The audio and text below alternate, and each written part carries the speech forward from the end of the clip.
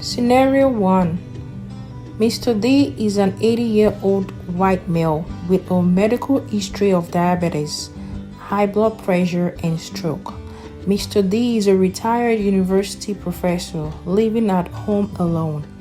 Make a healthy lunch meal plan for Mr. D using the Canada Food Guide.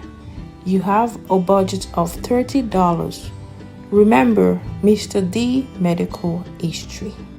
Canada Food Guide suggests that you plan your portions in the following. Fill half your plate with vegetables and fruits.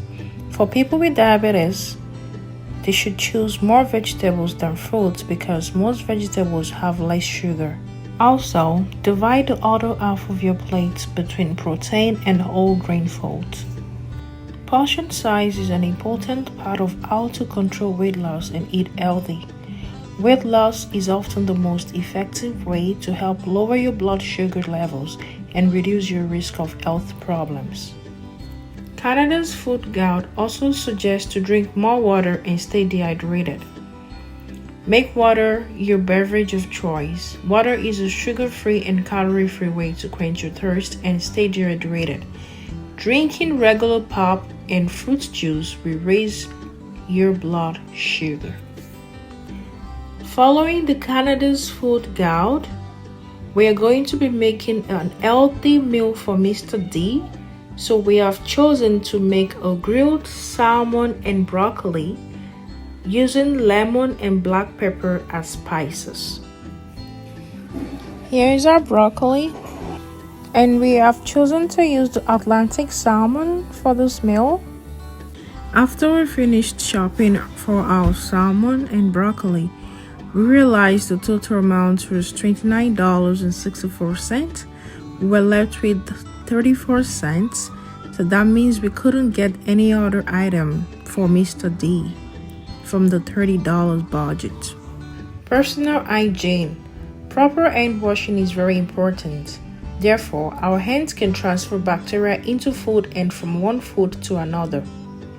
It is very important that we wash our hands properly and often. Remember, a strong food safety culture depends on all food handlers choosing behaviors and work habits that prevent microorganisms from making food unsafe.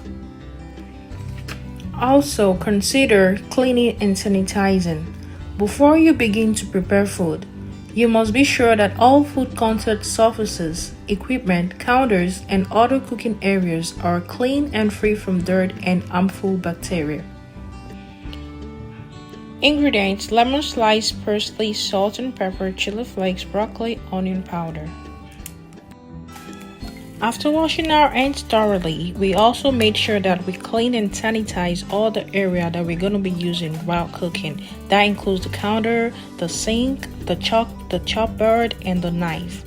Now we are washing our salmon with warm water.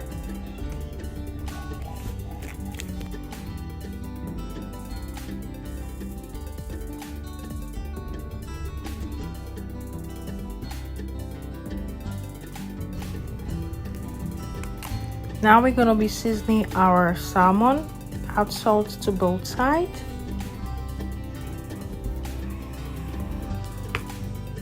Add a black powder.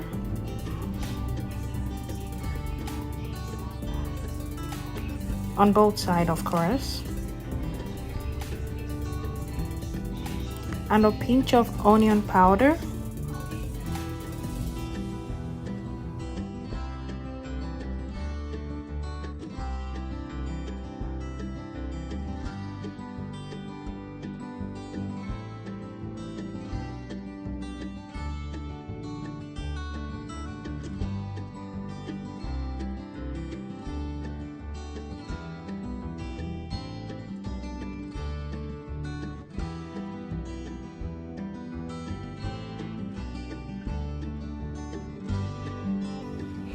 Now we're adding lemon to the salmon. This is gonna be able to give it the lemon flavor.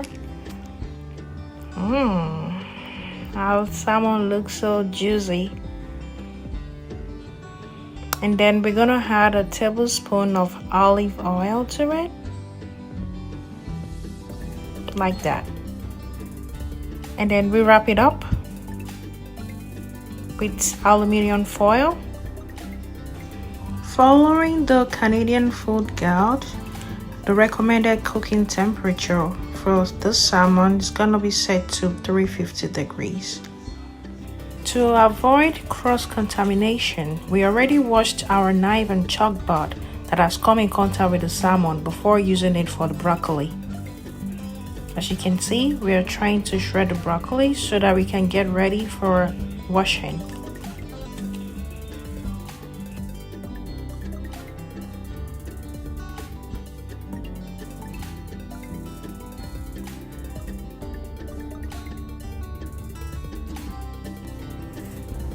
Now I'm placing the broccoli in a sieve and run it under cold water, using my hands to rub the vegetable to remove dirt.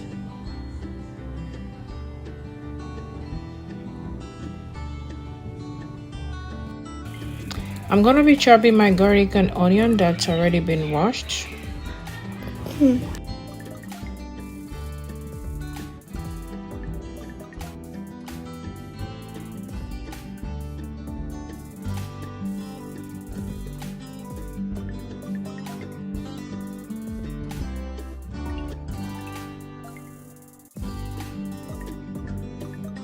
Now I'm going to be placing a frying pan on the fire, and I'm putting 2 tablespoons of olive oil because I'm getting ready to stir fry my broccoli.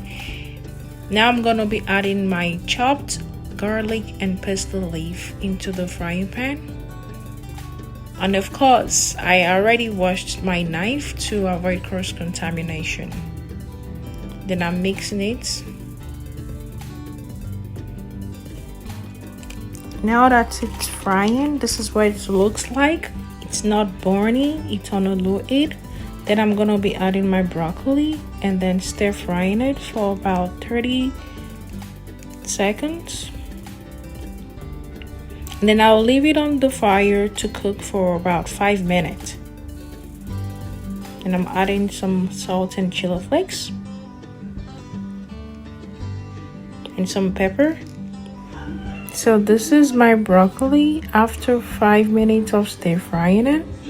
So this is what it looks like.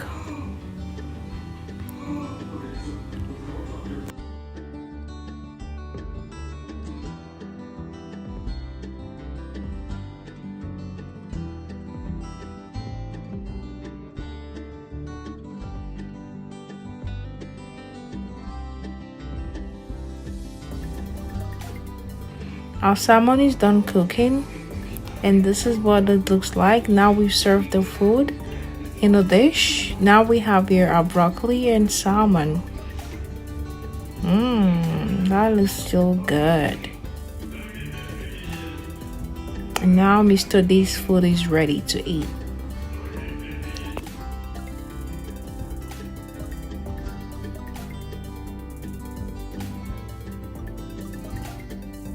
Before serving the meal to Mr. D, we followed the Canadian's Food Guide on how to handle dishes and utensils safely.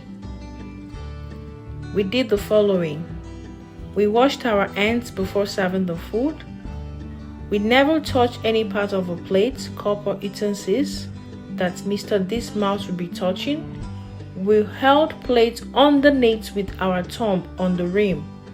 We used trays to serve. We only touch the edges of plates and saucers. We only touch the outside of glasses. That means the glass that we use in serving Mr. D, we didn't touch the inside, we only touched the outside. We only touch the handle of utensils. We place utensils with the handles pointing out towards us. We did the followings because we know that clean hands and clean dishes are important to prevent microorganisms from getting into Mr. D's food. So to protect Mr. D and his food, as a food handler, we have to serve, and we must always know how to handle dishes and utensils safely.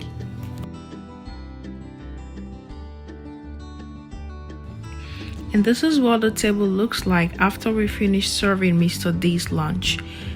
We have here grilled salmon and stir-fried broccoli with lemon slices. And on the right side, we have a cup of water.